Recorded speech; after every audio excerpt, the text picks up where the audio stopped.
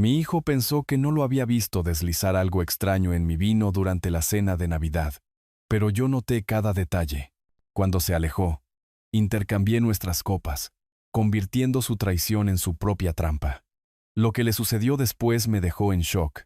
Antes de continuar, por favor, suscríbanse al canal y escriban en los comentarios qué hora es donde se encuentran ahora. El timbre sonó, no una, sino en ráfagas cortas y agresivas que rompieron la calma vespertina de mi sala de estar. Dejé mi periódico y miré el reloj. 7:30 de la noche de un martes. ¿Quién visita a esta hora? Abrí la puerta y encontré a Daniel en mi porche, con los hombros encogidos contra el frío de diciembre. Valeria estaba detrás de él, con los brazos cruzados, su aliento visible en pequeñas nubes de vaho. Antes de que pudiera hablar, mi hijo entró a la casa empujándome. Necesitamos hablar. Su voz tenía un filo que no le había escuchado desde que era un adolescente. Valeria lo siguió, cerrando la puerta detrás de ella con un clic firme. Inspeccionó mi sala de estar como si la estuviera tasando, su mirada deteniéndose en las estanterías empotradas que yo mismo había construido, en los suelos de madera que había colocado tabla por tabla. Daniel, ¿de qué se trata todo esto? Retrocedí hacia mi sillón reclinable, sintiéndome de repente como un extraño en mi propia casa. Él caminaba de un lado a otro cerca de la chimenea, su ropa de oficina arrugada, su cabello usualmente prolijo, ahora desordenado. Se trata de esta casa, papá. De que estás sentado sobre una pila de dinero mientras nosotros vivimos con necesidades. Las palabras me golpearon como un golpe físico. ¿Necesidades? Pero si tienes un buen trabajo, un lugar agradable. ¿Un lugar agradable? Valeria dio un paso adelante, su voz aguda. Arturo, estamos apretados en un apartamento de 2 habitaciones con 2 niños en crecimiento. Sofía está durmiendo en la sala de estar. Por el amor de Dios. Daniel se giró bruscamente, con el rostro enrojecido. Papá, necesitamos una casa más grande ahora, no después de que te mueras. Los niños están creciendo, y no podemos esperar la herencia mientras tú acaparas la riqueza. Me agarré al respaldo de mi silla. Esta casa representaba 40 años de mi vida. Cada clavo, cada moldura, cada unión perfectamente ajustada. Todo mi trabajo. Daniel, hijo, esta casa es mi trabajo, mis recuerdos. Después de que yo me vaya, será tuya. Todo será tuyo. Eso no es suficiente. Su voz se quebró con desesperación. Necesitamos el dinero hoy. Véndela, papá. Múdate a una comunidad de jubilados. Usa el capital para ayudar a tu familia. Valeria se acercó, su tono repentinamente suave, manipulador. Arturo, sé razonable. Necesitamos el dinero hoy. Los niños necesitan espacio para crecer, oportunidades que no podemos ofrecerles viviendo al día. ¿Razonable? Un ardor se encendió en mi pecho. ¿Razonable? Construí esto con mis propias manos durante 40 años. Cada tabla, cada habitación. Este es el trabajo de mi vida. El rostro de Daniel se contrajo por la frustración. El trabajo de tu vida no vale nada si no ayuda a tu familia. Estás siendo egoísta, papá. Completamente egoísta. La acusación me dolió. Había trabajado en obras de construcción bajo veranos abrasadores e inviernos gélidos, ahorrado cada centavo, construido esta casa como un legado para él. Ahora me llamaba egoísta, por querer vivir en ella. Fuera las palabras salieron en voz baja, pero llevaban el peso de mi resolución. Los dos, fuera de mi casa. Los ojos de Daniel se abrieron de par en par, luego se endurecieron. Bien, pero esto no ha terminado, papá. Encontraremos otra manera. Se fueron sin decir una palabra más. La puerta principal se cerró de un portazo, haciendo vibrar los cuadros en la pared.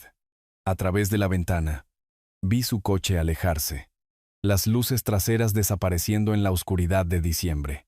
Me quedé solo en mi sala de estar, con las piernas temblando, el corazón latiendo contra mis costillas. Las paredes familiares parecían diferentes ahora, no como un hogar, sino como algo bajo asedio. 90 minutos después, todavía no me había movido de donde Daniel me había dejado. El silencio presionaba mis oídos, roto solo por los crujidos de la casa asentándose a mi alrededor. Mi camisa de franela se pegaba a mi espalda, húmeda de sudor frío.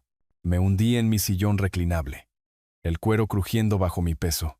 Mis manos no dejaban de temblar. En todos mis años, nunca había imaginado que mi propio hijo me hablaría de esa manera, que me miraría con tanto desprecio. La sala de estar se sentía diferente. Miré a mi alrededor las molduras del techo que yo mismo había cortado y ajustado, los suelos de madera que había lijado hasta dejarlos lisos. Cada superficie guardaba recuerdos de manos callosas y espaldas doloridas, de Elena trayéndome café durante los proyectos de fin de semana. Me levanté y caminé hacia la chimenea, pasando mis dedos por el dintel que había tallado en una sola pieza de roble. Recuerdo mezclar cemento en invierno. Le susurré a la habitación vacía, colocando cada ladrillo cuando el mortero se congelaba constantemente. Mi foto de boda estaba donde siempre había estado. Elena sonriendo con su vestido amarillo. Tomé el marco de plata. Su rostro se volvió borroso mientras mis ojos se llenaban de lágrimas. Elena habría sabido qué hacer, siempre lo sabía. Me moví hacia su silla favorita junto a la ventana y me senté, todavía sosteniendo la fotografía. Elena poseía un don para ver a través de la ira de las personas y entender sus verdaderas necesidades. La familia por encima de todo. Arturo solía decir, cuando alguien ataca, generalmente es porque tiene miedo. Quizás Daniel tenía miedo, quizás Valeria también. Vivir en un apartamento apretado con 2 hijos, viendo a sus amigos comprar casas más grandes mientras ellos luchaban, ese tipo de presión podía desesperar a la gente. Ese pensamiento me hizo subir a nuestra antigua habitación. En el armario, detrás de los vestidos colgados de Elena que no me atrevía a regalar, abrí la pequeña caja fuerte de la pared. La puerta metálica se abrió con un suave clic. $10,000 en fajos ordenados. Dinero que había ahorrado durante años. Apartando 20 aquí, 50 allá. Cada dólar representaba algo que no compré. Algún placer que me negué. Una camioneta nueva cuando la vieja todavía funcionaba. Una cena fuera cuando un sándwich sencillo era suficiente. Levanté el dinero, sintiendo su peso. 10,000 no era el dinero de la casa que Daniel quería, pero era una ayuda real. Podría cubrir un pago inicial, darles un nuevo comienzo. Era amor en forma tangible. Los billetes se sentían crujientes entre mis dedos mientras los contaba de nuevo. Mañana por la mañana, llamaría a Daniel. Me disculparía por perder los estribos y le ofrecería este regalo. Quizás entonces entendería que yo no era su enemigo. Era su padre, tratando de ayudar de la única manera que sabía. Devolví el dinero a la caja fuerte, pero la dejé sin cerrar. Mañana traería la reconciliación. Mañana, mi hijo recordaría que la familia era lo primero. A la mañana siguiente, me senté en la mesa de mi cocina con un café recién hecho y el periódico de ayer doblado a mi lado. La luz del sol entraba a raudales por la ventana bordeada de escarcha, proyectando patrones familiares sobre la superficie de roble que yo mismo había construido e instalado hacía 20 años. Había ensayado las palabras una docena de veces mientras preparaba el desayuno. Sencillas, directas, cariñosas. Una disculpa y una oferta envueltas en la esperanza de sanar. Mis manos temblaron ligeramente mientras marcaba el número de Daniel. El teléfono sonó 2 veces antes de que su voz cortara la línea, aguda e impaciente. ¿Qué quieres, papá? No era exactamente un saludo cálido, pero insistí. Hijo, quiero ayudar. He estado pensando en lo de ayer. Y tienes razón. La familia debe ser lo primero. Tengo $10,000 en efectivo. Son tuyos. Un silencio se extendió entre nosotros. Luego, la voz de Daniel explotó a través del altavoz, tan fuerte que tuve que alejar el teléfono de mi oído. $10,000. ¿Estás bromeando ahora mismo? ¿Es algún tipo de chiste? Parpadeé, confundido por su furia. Es todo el dinero suelto que tengo, hijo. Pensé que podría ayudar con un pago inicial. ¿Un pago inicial? Su risa fue amarga, cortante. Papá, ¿tienes idea de lo que cuestan las casas? Ni siquiera podemos hacer un pago inicial decente con esa cantidad patética. Mi café se enfrió mientras apretaba el teléfono con más fuerza. Daniel, por favor. Es todo lo que he ahorrado. Te lo ofrezco con amor. Amor. Su voz se quebró de rabia. Eres un viejo avaro. Te sientas sobre cientos de miles en el valor de tu casa, lanzándonos migajas como si fuéramos mendigos. Esto es insultante. Un ardor se encendió en mi pecho. Trabajé durante 40 años para construir esta casa. Cada centavo de ese dinero provino de turnos extra y comidas saltadas. ¿Y de qué nos sirve encerrado en tu preciosa casa? Estamos luchando, papá. Mis hijos están creciendo en un apartamento apretado, mientras tú acaparas la riqueza como un dragón tacaño. ¿Acaparar? Ahora estaba gritando, de pie junto al mostrador de mi cocina. Te ofrecí todo lo que tengo. Todo lo que tienes es esta casa. Véndela, papá. Deja de ser egoísta y ayuda a tu familia viva de verdad, en lugar de aferrarte a los recuerdos de una mujer muerta. Las palabras me golpearon como un golpe físico. Elena. Había metido a Elena en esto. Descartó su memoria como si no significara nada, como si nuestros 40 años de matrimonio fueran solo un obstáculo para su herencia. No te atrevas. Enfrenta la realidad, viejo. Vas a morir solo en esa casa. Y la venderemos de todos modos. ¿Por qué no ayudarnos ahora que lo necesitamos? La línea quedó muerta. Me quedé sosteniendo el auricular, escuchando el tono de marcado zumbar en mi oído. Mi mano temblaba mientras colgaba el teléfono. La cocina se sintió más pequeña de repente, las paredes oprimiéndome. Afuera, las luces de Navidad de un vecino parpadeaban alegremente, burlándose de la oscuridad que se había apoderado de mi mañana. El café se había enfriado por completo. Lo miré fijamente, procesando lo que acababa de suceder. Mi hijo, el niño al que le había enseñado a usar un martillo, que me había ayudado a poner los azulejos del baño cuando tenía 12 años, acababa de revelar su verdadera naturaleza. No quería mi ayuda, quería mi casa, y estaba dispuesto a destruir nuestra relación para conseguirla. Una hora después de colgar, todavía estaba sentado en la silla de mi cocina, mirando el teléfono como si pudiera sonar de nuevo. El café se había enfriado por completo, una fina película formándose en la superficie. Mis manos finalmente habían dejado de temblar. Me levanté de la mesa y caminé lentamente hacia la sala de estar. Sentía las piernas inestables, como si hubiera estado enfermo durante semanas. La luz del sol de la mañana se inclinaba a través de las ventanas que yo mismo había instalado, destacando las motas de polvo que danzaban en el aire. Sobre el dintel de la chimenea había una foto enmarcada de Daniel a los 8 años, sonriendo con una sonrisa desdentada. Me había estado ayudando a instalar los gabinetes de la cocina ese fin de semana, pasándome tornillos y sosteniendo tablas. ¡Qué manos tan pequeñas entonces! Ansiosas por ayudar a su viejo a construir algo duradero. Tomé el marco, pasando mi pulgar por el cristal. Hace 35 años se había roto el brazo al caerse de la bicicleta. Lo había sostenido en esta misma silla mientras Elena llamaba al médico, sintiendo su pequeño cuerpo temblar de lágrimas contra mi pecho. ¿A dónde se había ido ese niño? La matrícula de la universidad, $42,000. Había trabajado turnos dobles durante 3 años para pagarla. Su primer coche cuando se graduó, $8,000. La boda en la que Valeria insistió, $15,000 más de lo que Elena y yo habíamos gastado en todo nuestro primer año de matrimonio. Y esta mañana me llamó viejo avaro. Volví a colocar la foto, apretando la mandíbula.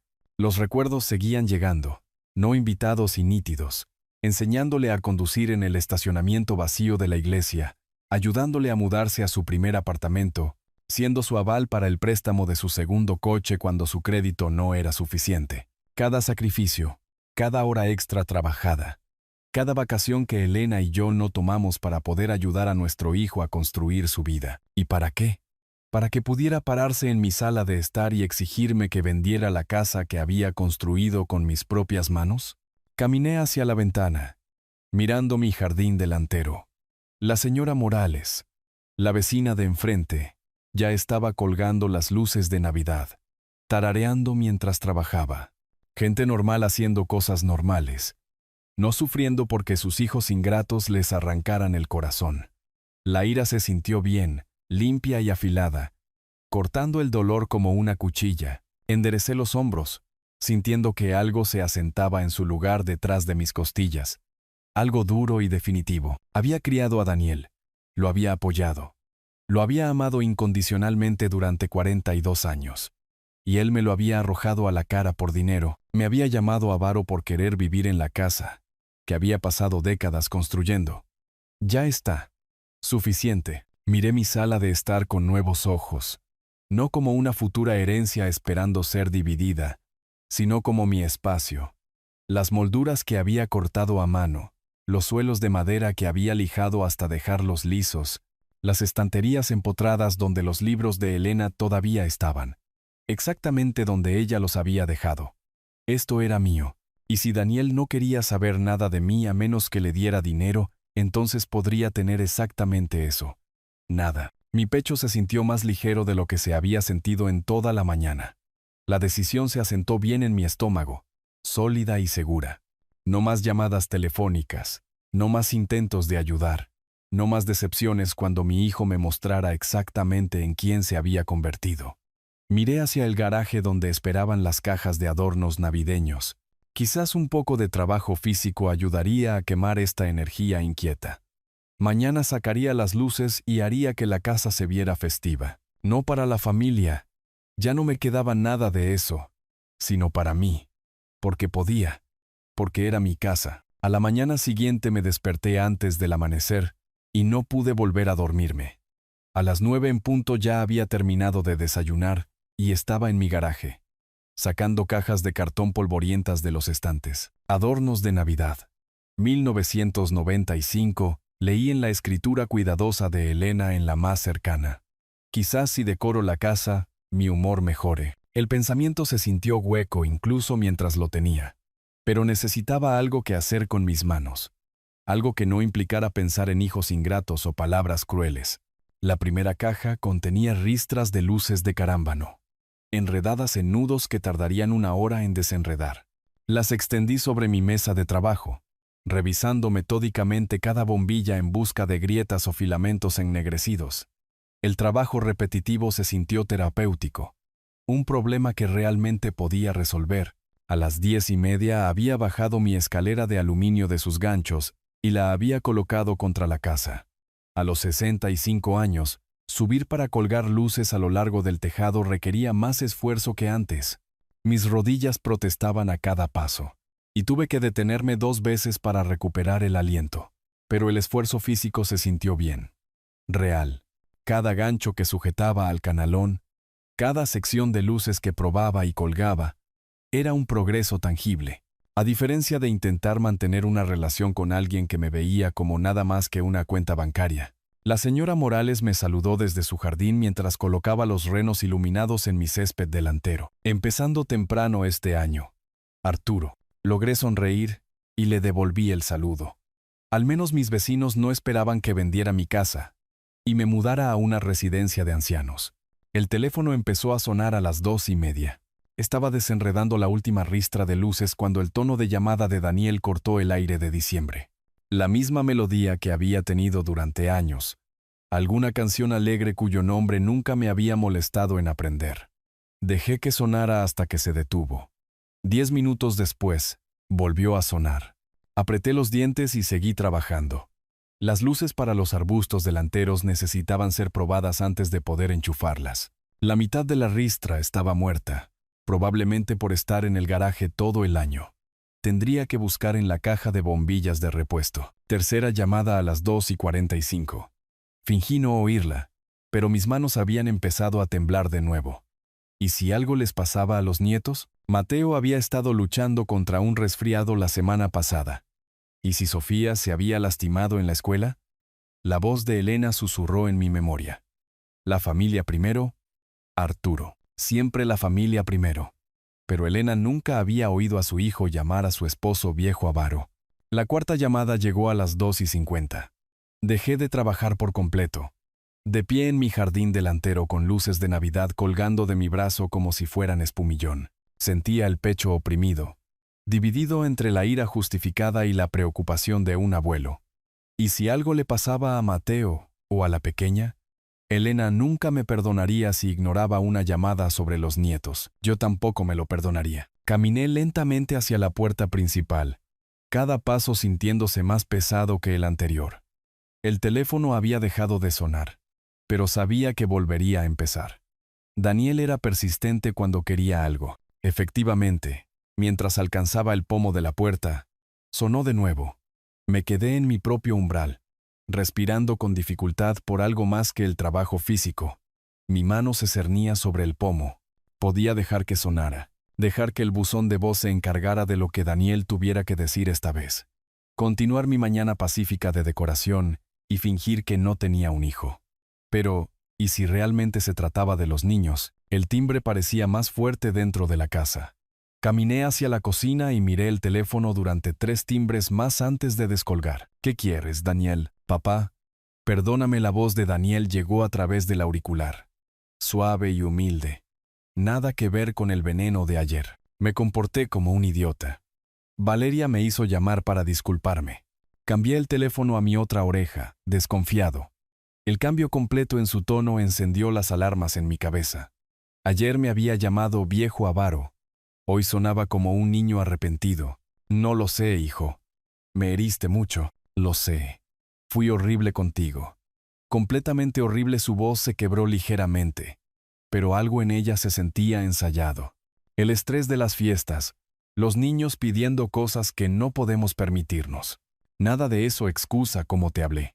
Me apoyé en el mostrador de mi cocina, todavía con mi ropa de trabajo de la decoración. A través de la ventana, podía ver la exhibición de luces a medio terminar en mi jardín delantero. La vista mundana de alguna manera me ancló. El estrés no te convierte en una persona diferente, Daniel. Solo muestra quién eres realmente. Por favor, no digas eso ahora, sonaba genuinamente angustiado. Papá, necesito que sepas cuánto lo siento. Por eso te llamo. Valeria y yo hablamos toda la noche. Y queremos que vengas a la cena de Navidad. La cena de Navidad. Me froté la frente con la mano libre, sintiendo la tensión que se había instalado allí como un residente permanente. Nochebuena, a las 6 en punto, continuó Daniel. Por favor, ven, papá. Los niños quieren ver al abuelo. Sofía no para de preguntar cuándo vas a venir. Ha estado practicando una canción en su flauta para tocarla para ti. La mención de Sofía me dio de lleno en el pecho. 7 años y desdentada como lo había sido su padre. Siempre ansiosa por mostrarme su último dibujo o el nuevo baile que había aprendido en la escuela. Daniel, es que Mateo también ha estado preguntando por ti. Quiere mostrarte su proyecto de ciencias. Algo sobre volcanes. La voz de Daniel se volvió más cálida, más natural. Te echan de menos, papá. Todos te echamos de menos. Me encontré pensando en las nochebuenas pasadas. Elena pasaría todo el día en la cocina haciendo su famoso budín navideño con la receta de su abuela. La casa olería a canela y nuez moscada. Íbamos a casa de Daniel con el coche lleno de regalos y postres caseros. Podría llevar el budín navideño, me oí decir. La receta de Elena. Eso sería perfecto. El alivio de Daniel fue palpable. A los niños les encantaría. Siempre hablan de la cocina de la abuela Elena. Cogí un bolígrafo y un bloc de notas del mostrador. ¿Cuál es tu dirección de nuevo? Cuando Daniel la recitó, la anoté con cuidado. ¿Y es a las 6 en punto en Nochebuena? A las 6 en punto. Papá, gracias. Esto significa todo para nosotros. Está bien, miré la dirección que había escrito, dudando de mí mismo incluso mientras hablaba. Pero esta es tu última oportunidad, Daniel. No volveré a ser tratado así. Lo entiendo. Prometo que las cosas serán diferentes. Después de colgar, me quedé en mi cocina sosteniendo el trozo de papel con la dirección de Daniel. Los números parecían crudos contra el bloc de notas blanco. Un destino al que no estaba seguro de deber viajar. Quizás la gente podía cambiar. Quizás el estrés realmente le había hecho decir cosas que no sentía. Quizás su disculpa era genuina, y la Nochebuena podría ser un nuevo comienzo para nuestra relación. O quizás solo era un viejo tonto que quería creer que su hijo todavía lo amaba. Doblé el papel y lo metí en el bolsillo de mi camisa, justo al lado de mi corazón, donde se sentía tanto una promesa como una advertencia. Sábado por la mañana, 21 de diciembre, me senté en la mesa de mi cocina mirando la dirección de Daniel en el bloc de notas. Quizás fui demasiado duro. Los chicos a veces dicen cosas estúpidas bajo presión. Elena siempre creyó que la gente merecía segundas oportunidades, especialmente la familia. El centro comercial estaba abarrotado de compradores de Navidad de última hora. Di 3 vueltas al estacionamiento antes de encontrar un sitio cerca del fondo. Dentro de la juguetería, las luces fluorescentes zumbaban sobre mi cabeza mientras deambulaba por los pasillos, abrumado por las opciones. Para Mateo, seleccioné un set de arquitectura de Lego, del tipo que desafiaría la mente de un niño de 10 años. Siempre había sido hábil con las manos, como su abuelo. Para Sofía, un set de materiales de arte con lápices de colores, acuarelas y un grueso bloc de dibujo. Me había mostrado sus dibujos el verano pasado, imágenes detalladas de flores y casas. La cajera, una chica de edad universitaria con ojos cansados, sonrió mientras cobraba las compras. Sus nietos tienen suerte de tener a alguien que se preocupa tanto por conseguir los regalos adecuados. El orgullo se hinchó en mi pecho. Son buenos chicos. El domingo y el lunes fueron para el budín. Saqué la receta manuscrita de Elena del cajón de la cocina, donde había permanecido intacta durante 3 años. Su cuidadosa letra cursiva indicaba: día 1 para mezclar, día 2 para cocer al vapor, día 3 para servir. En el supermercado, reuní los ingredientes tradicionales: cebo de ternera del mostrador, jengibre cristalizado, piel de naranja confitada y una botella de brandy para el envejecimiento. El empleado del mostrador pareció perplejo cuando se lo pedí. La mayoría de la gente usa manteca vegetal hoy en día. Esta es la receta de mi esposa. Algunas cosas no deberían cambiar. De vuelta en casa, mezclé la densa masa en el cuenco más grande de Elena, el de cerámica azul que había recibido como regalo de bodas. Mis manos siguieron sus instrucciones escritas como una oración. Incorpora la harina suavemente. No mezcles en exceso. Añade el brandy al final. La cocina se llenó del rico aroma de las especias y la fruta. El lunes trajo el proceso de cocción al vapor. Envolví el budín en una gasa y lo bajé a la vieja vaporera de Elena, la que había usado cada Navidad durante 40 años. El vapor se elevaba como incienso, trayendo recuerdos de Navidades pasadas. La mañana de Nochebuena, elegí mi traje azul marino del armario del dormitorio. No me lo había puesto desde el funeral de Elena, pero la ocasión parecía exigir formalidad. La camisa blanca requería un planchado cuidadoso, prestando especial atención al cuello como me había enseñado Elena. Los regalos fueron en bolsas de papel marrón, un envoltorio anticuado que me recordaba mi propia infancia. Una cinta roja atada alrededor de las asas de cada bolsa completaba el aspecto. Simple pero digno. A las 4 en punto, el budín se había enfriado y reposaba envuelto en una gasa fresca sobre el mostrador de mi cocina. Me estudié en el espejo del pasillo, ajustándome la corbata hasta que quedó recta. Elena habría aprobado el esfuerzo. El trayecto al barrio de Daniel duró 20 minutos a través de calles bordeadas de elaboradas decoraciones navideñas.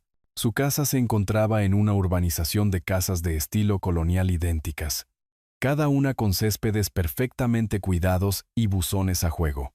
El contraste con mi casa de estilo artesanal construida a mano era evidente. Aparqué en la entrada detrás del sedán de Daniel y saqué mis paquetes del asiento trasero. A través de las grandes ventanas delanteras, podía ver una luz cálida que se derramaba desde el interior, sombras moviéndose alrededor de un árbol de Navidad. La risa de los niños se filtraba a través del cristal. De pie en el porche delantero con los regalos en mis brazos, oí la voz de Sofía dentro. ¿Es ese el coche del abuelo? Mi corazón se aligeró a pesar de mi cautela. Daniel abrió la puerta con una sonrisa más amplia de la que le había visto en meses. Papá, justo a tiempo se hizo a un lado, invitándome a entrar al calor de su hogar. Antes de que pudiera responder, Mateo y Sofía salieron corriendo de la sala de estar, rodeando mi cintura con sus brazos en abrazos simultáneos. «Abuelo, ¿vino usted?» Sofía apretó más fuerte. Su sonrisa desdentada era contagiosa. «Claro que vine, mi amor. Traje regalos». Valeria apareció desde la cocina, secándose las manos en un delantal festivo. «Arturo, te ve maravilloso. Entra. Déjà me coge tu abrigo». Su bienvenida parecía genuina, más cálida que nuestras interacciones habituales. La casa me impresionó a pesar de mis reservas sobre la decoración moderna. Un enorme árbol de Navidad dominaba la esquina de la sala de estar, decorado con adornos plateados y dorados que atrapaban la luz. La mesa del comedor, visible a través de un arco, estaba puesta con porcelana y cristal. Niños, dejen que el abuelo se acomode antes de atacarlo por los regalos. Daniel se rió, llevando mi abrigo a un armario cercano. Repartí las bolsas envueltas. Ver sus rostros iluminarse con cada revelación. Los ojos de Mateo se abrieron de par en par al ver el set de Lego. Abuelo, este es el que quería. ¿Cómo lo supiste? Sofía se abrazó a sus materiales de arte como si fueran un tesoro precioso. Podemos usarlos mañana por la mañana, abuelo. Quiero hacerte un dibujo. Ya veremos qué dicen tus padres. La alegría en sus rostros disipó mis dudas persistentes sobre haber venido esta noche. Le presenté el budín navideño a Valeria, quien lo aceptó con una gratitud exagerada.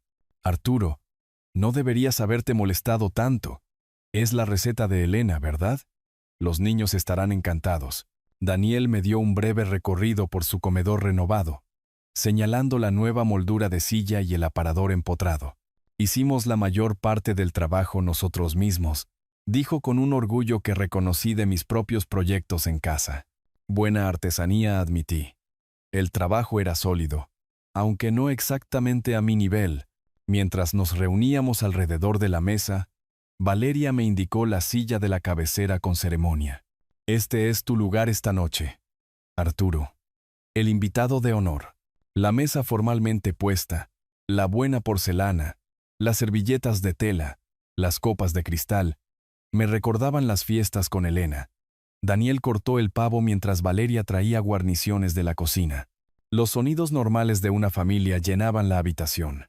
Los cubiertos tintineando contra los platos, Mateo describiendo su proyecto de ciencias, Sofía tarareando villancicos en voz baja. Papá, de verdad lamento esa conversación que tuvimos, dijo Daniel durante el primer plato, su voz transmitiendo un remordimiento genuino. Estuve completamente fuera de lugar. Asentí, probando el relleno. Concentrémonos en esta noche, en la familia. La comida transcurrió sin problemas. Pavo cortado a la perfección, puré de patatas cremoso y rico, la cazuela de judías verdes exactamente como la hacía Elena. La conversación fluyó de forma natural entre historias de la escuela, actualizaciones del trabajo y planes de Navidad. Por primera vez en semanas, sentí que el nudo en mi pecho comenzaba a aflojarse. Así es como debería sentirse la Nochebuena. La familia reunida, compartiendo comida y risas, creando recuerdos para los nietos. Daniel miraba su reloj de vez en cuando, pero lo atribuía a la sincronización de la cena. Valeria se movía eficientemente entre la cocina y el comedor, cada plato llegando en el momento perfecto. Antes de tomar el postre, anunció Daniel, levantándose de su silla. Quiero hacer un brindis. Caminó hacia el aparador donde esperaba una costosa botella de vino tinto. Brindemos por la familia con este vino maravilloso. El corcho salió con un sonido satisfactorio mientras Daniel abría la botella en el aparador. Este es de ese viñedo que visitamos el verano pasado, le dijo a Valeria, su voz con una alegría forzada. ¿Podemos tomar un poco también, papi?, preguntó Sofía desde su asiento a mi lado. Tú y Mateo pueden tomar jugo de uva en su lugar, respondió Valeria, levantándose ya para traerlo de la cocina. Observé a Daniel verter el vino oscuro en 5 copas, colocándolas cuidadosamente en una bandeja de plata. Su movimiento parecía preciso, casi ensayado, mientras posicionaba cada copa en un lugar específico de la bandeja. Desde mi ángulo en la cabecera de la mesa, tenía una vista clara de sus acciones. Daniel miró alrededor de la habitación, comprobando que todos estuvieran ocupados con la conversación de la cena, y luego metió la mano en el bolsillo de su chaqueta. Un pequeño sobrecito emergió, blanco, del tamaño de un edulcorante. ¿Qué era eso? ¿Azúcar? No, el azúcar no se esconde así. Los dedos de Daniel se movieron rápidamente, rasgando el sobrecito y vertiendo un polvo blanco en una copa específica. La copa posicionada exactamente donde mi puesto en la mesa indicaba que iría. Dobló el sobrecito vacío y se lo guardó de nuevo en el bolsillo. Sus movimientos furtivos y practicados. Mi corazón comenzó a martillar contra mis costillas, pero mantuve mi expresión neutral, continuando cortando mi pavo como si no hubiera notado nada inusual. El sabor de la comida se convirtió en ceniza en mi boca. Daniel, ayúdame a revisar el pastel en el horno, llamó Valeria desde la cocina, Su sincronización sospechosamente conveniente. Claro. Cariño Daniel colocó la bandeja con las copas de vino sobre la mesa, alineando cuidadosamente cada copa con su destinatario previsto. Vuelvo enseguida. Todos. No empiecen el brindis sin mí.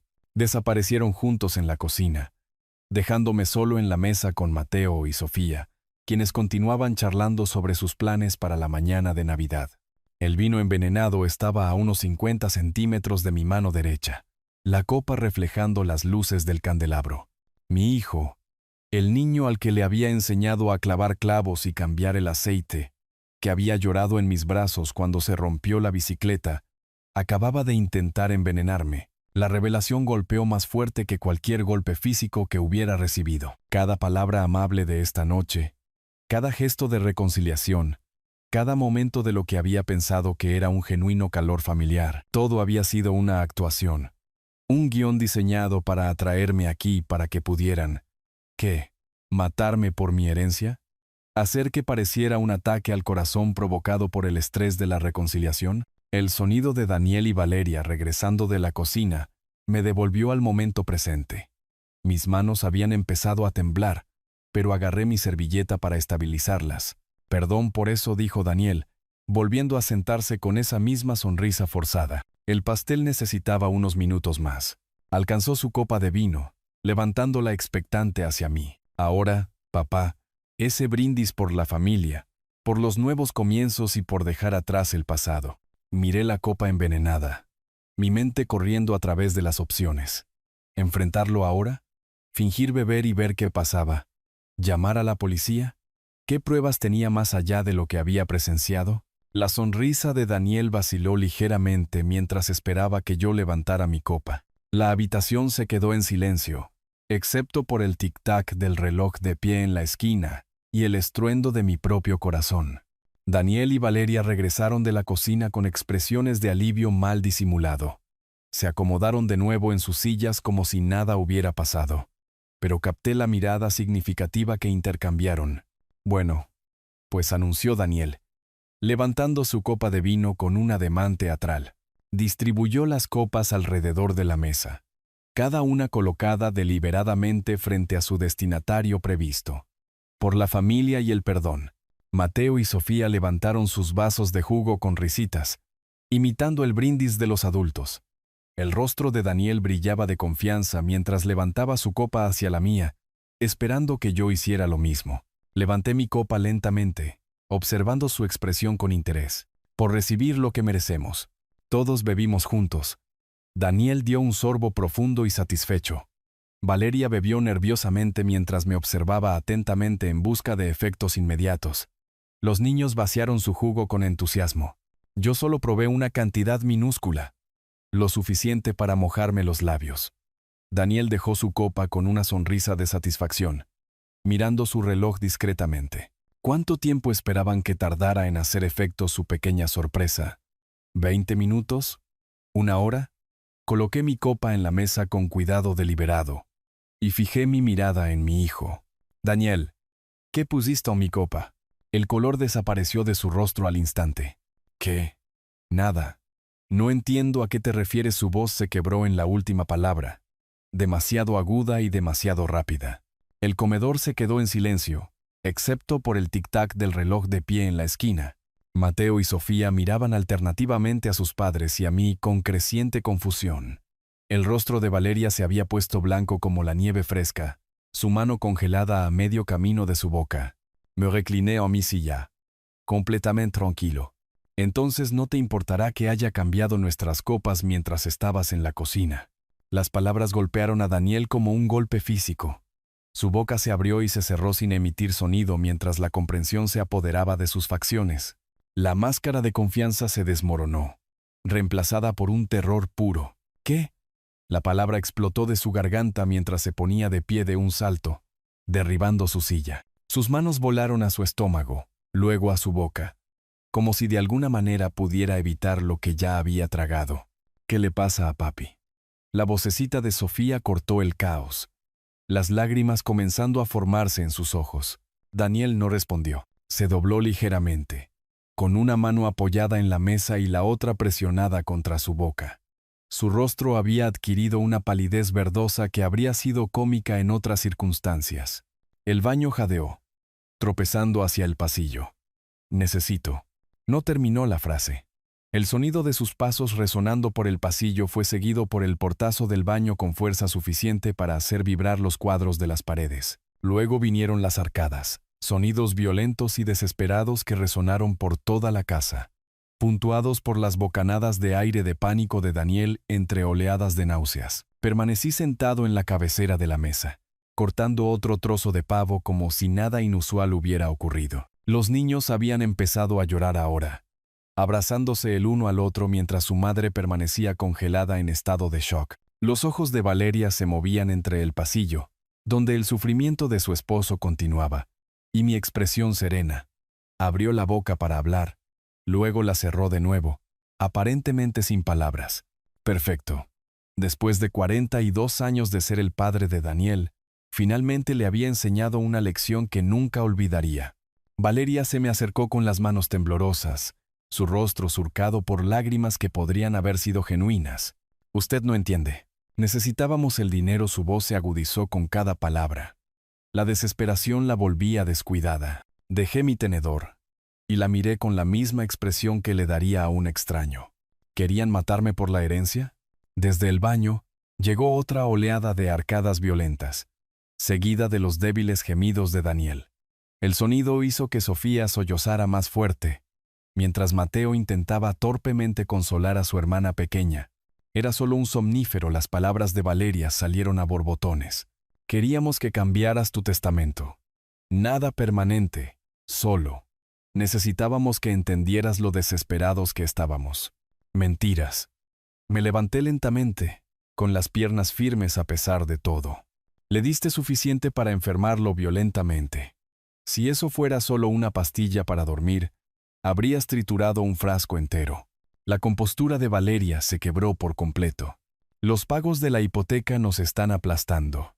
Los niños necesitan cosas que no podemos permitirnos. Usted está sentado sobre cientos de miles mientras nosotros luchamos cada mes. Los gemidos angustiados de Daniel resonaban desde el pasillo, puntuando sus desesperadas justificaciones. Te ofrecí $10,000, le recordé fríamente. Tu esposo me llamó viejo avaro y me colgó el teléfono. Eso no es nada comparado con lo que usted tiene. La desesperación de Valeria se había transformado en furia, su máscara finalmente cayendo por completo. Podría vender esa casa y vivir en cualquier lugar. ¿Por qué debería acaparar la riqueza mientras sus propios nietos pasan necesidades? Los niños lloraban abiertamente ahora, acurrucados juntos en la silla de Mateo como refugiados de una zona de guerra. Nunca habían visto a los adultos comportarse de esta manera. Nunca habían presenciado la fea realidad detrás de la desesperación de los mayores. Caminé hacia el armario de los abrigos y saqué mi chaqueta, moviéndome con cuidadosa deliberación. Me voy y no volveré nunca más. Espere. Valeria me siguió, alternando entre súplicas y amenazas. No puede simplemente abandonarlos. Piense en Mateo y Sofía. Me volví para mirar a los niños, que me miraban con los rostros manchados de lágrimas y confusión en los ojos. Lamento que tuvieran que ver esto. Los regalos son suyos. Mateo se secó la nariz con la manga. Abuelo, ¿por qué papi está tan enfermo? Pregúntale a tu madre. Me puse el abrigo. Comprobé que tenía las llaves del coche. Ella tiene todas las respuestas. Valeria me agarró del brazo cuando alcancé el pomo de la puerta. Si se va ahora, le contaremos a todos lo que hizo. Llamaremos a la policía. Bajé la vista a su mano en mi manga hasta que la soltó. ¿Contarles qué? ¿Que su esposo intentó envenenarme y accidentalmente se envenenó a sí mismo? Esa debería ser una conversación interesante. El baño se había quedado en silencio. O Daniel se había desmayado o se había agotado. De cualquier manera, ya no era mi problema. Dile a Daniel que tomó su decisión, dije, abriendo la puerta principal. Las acciones tienen consecuencias.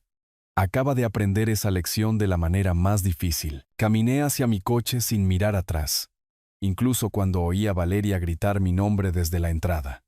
El motor arrancó suavemente, fiable como siempre, y me alejé en la fría noche de diciembre. En mi espejo retrovisor, podía ver su silueta en el marco de la puerta.